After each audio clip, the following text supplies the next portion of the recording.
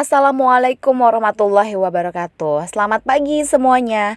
Semoga kita selalu dalam keadaan sehat walafiat ya. Tetap semangat pada minggu kedua pelajaran PKN. Hari ini kita akan melanjutkan materi pembelajaran kita, yaitu tentang sistem pembagian kekuasaan negara Republik Indonesia. Kalau berbicara soal kekuasaan, mungkin ini adalah salah satu kata yang sering kita dengar dalam kehidupan sehari-hari. Kamu tahu nggak apa itu kekuasaan? Ada yang tahu? Secara sederhana, kekuasaan dapat diartikan sebagai kemampuan seseorang untuk mempengaruhi orang lain supaya melakukan tindakan-tindakan yang dikehendaki atau yang diperintahkan. Sebagai contoh ya, ketika kita sedang nonton TV, tiba-tiba orang tua kita memanggil dan menyuruh kita belajar. Kemudian kita mematikan televisi dan masuk kamar atau ke ruang belajar terus kita belajar. Itu artinya orang tua kita mempunyai kekuasaan untuk mempengaruhi tindakan kita yang sedang menonton TV untuk mematikan TV dan belajar. Nah, sekarang apakah negara juga mempunyai kekuasaan? Tentu saja ya. Negara merupakan organisasi kekuasaan. Jadi dengan kata lain, kekuasaan negara merupakan kewenangan negara untuk mengatur seluruh rakyatnya untuk mencapai keadilan dan kemakmuran. Nah, sekarang apa saja kekuasaan negara itu? Kekuasaan negara tuh udah banyak sekali macamnya ya. Ada beberapa pendapat ahli yang menyatakan soal macam-macam pembagian kekuasaan negara. Sebagai contoh, saya ambil macam-macam kekuasaan negara menurut Montesquieu ya. Menurut Montesquieu, macam-macam kekuasaan negara itu dibagi menjadi 3. Yang pertama adalah kekuasaan legislatif, yaitu kekuasaan untuk membentuk atau membuat undang-undang. Dan yang kedua adalah kekuasaan eksekutif, yaitu kekuasaan untuk melaksanakan undang-undang. Sedangkan yang ketiga adalah kekuasaan yudikatif, yaitu kekuasaan untuk mempertahankan undang-undang, termasuk kekuasaan untuk mengadili setiap pelanggaran terhadap undang-undang. Dalam sebuah praktek ketatanegaraan, tidak jarang terjadi pemusatan kekuasaan pada satu orang saja. Pengelolaan sistem pemerintah itu dilakukan secara absolut dan otoriter. Jadi untuk menghindari hal ini ada pemisahan kekuasaan. Di Indonesia sendiri gimana? Nah, di Indonesia sendiri itu ada 3 lembaga tinggi negara.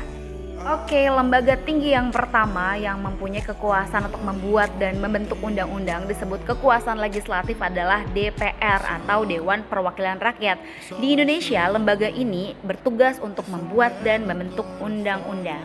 Dan lembaga tinggi yang kedua yang berwenang untuk melaksanakan undang-undang yang sudah dibuat oleh DPR itu adalah Presiden. Presiden bertugas menjalankan undang-undang yang sudah dibentuk oleh DPR sebelumnya. Dan lembaga tinggi yang ketiga di Indonesia adalah lembaga yang bertugas untuk memegang kekuasaan peradilan ya, adalah Mahkamah Agung dan Mahkamah Konstitusi. Baiklah, bagaimana konsep pembagian kekuasaan yang dianut di negara Indonesia? Mekanisme pembagian kekuasaan di Indonesia itu diatur sepenuhnya di dalam Undang-Undang Negara Republik Indonesia tahun 1945 ya. Pembagian kekuasaan di Indonesia terdiri dari 2 bagian, yaitu pembagian kekuasaan secara horizontal dan pembagian kekuasaan secara vertikal.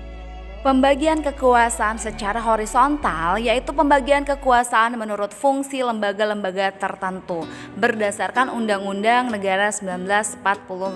Secara horizontal, kekuasaan negara dilakukan pada tingkat pemerintah pusat dan pemerintah daerah. Oke, kita masuk pembahasannya ya. Apa saja lembaga yang menduduki kekuasaan horizontal? Nih, biar kamu gampang inget-ingetnya, horizontal itu adalah garis lurus. Artinya di dalam kekuasaan, lembaga pemerintah yang menduduki kekuasaan horizontal itu adalah lembaga-lembaga yang pada dasarnya itu sama secara kekuasaan, tapi mereka dibedakan melalui fungsi-fungsinya saja. Ada 6 negara yang menduduki kekuasaan secara horizontal. Yang pertama adalah kekuasaan konstitutif, yaitu kekuasaan untuk mengubah dan menetapkan undang-undang dasar. Lembaga negara yang memegang kekuasaan ini adalah MPR atau Majelis Permusyawaratan Rakyat.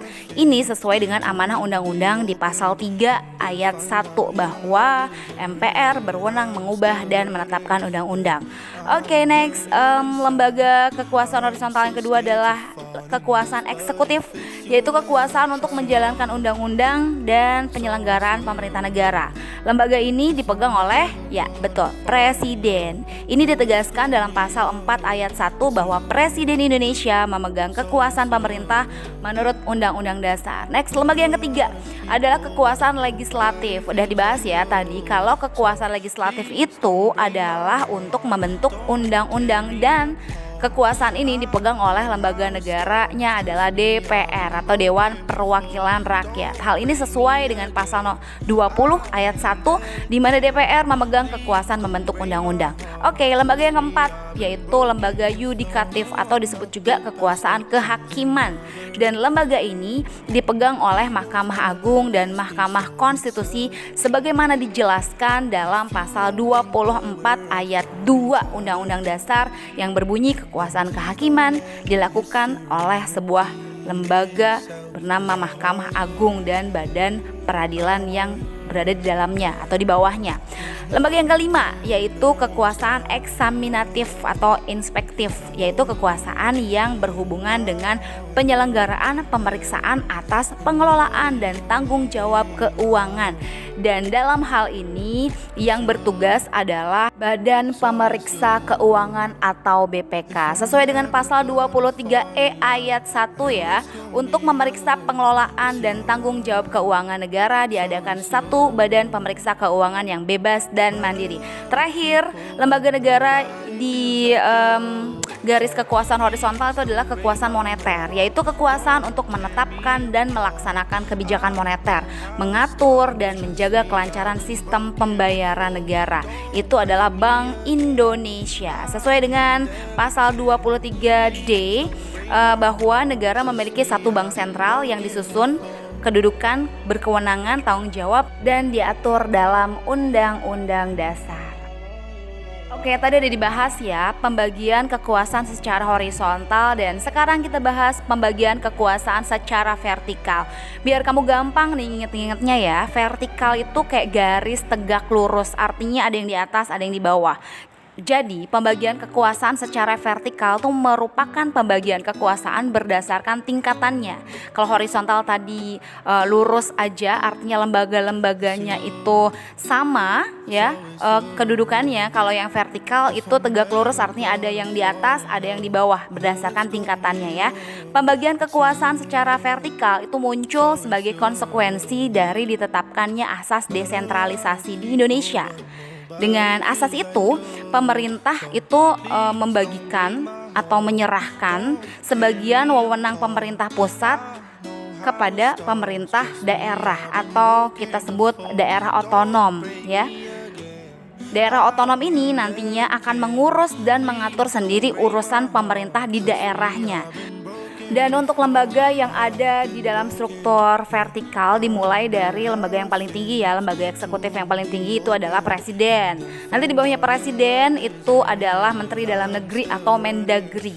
Di bawahnya Mendagri itu ada masuk ke kepala daerah tingkat provinsi yaitu gubernur. Nanti di bawahnya gubernur, kepala daerah tingkat kabupaten atau kota madya, bupati, wali kota. Nah di bawahnya wali kota dan bupati itu adalah kecamatan, dan itu adalah lembaga-lembaga negara sesuai dengan pembagian kekuasaan secara vertikal dari atas sampai bawah ya, dari pusat sampai ke daerah. Oke, semoga penjelasan materi tadi bisa memperkuat pengetahuan kamu ya. Jika ada yang tidak dimengerti bisa ditanyakan di WA Group. Dan jangan lupa untuk subscribe dan komen nama serta kelas kamu untuk absen hari ini ya. Jangan lupa dibuka LKPD-nya setelah kamu simak video ini. Selamat mengerjakan, semangat terus, dan keep stay healthy.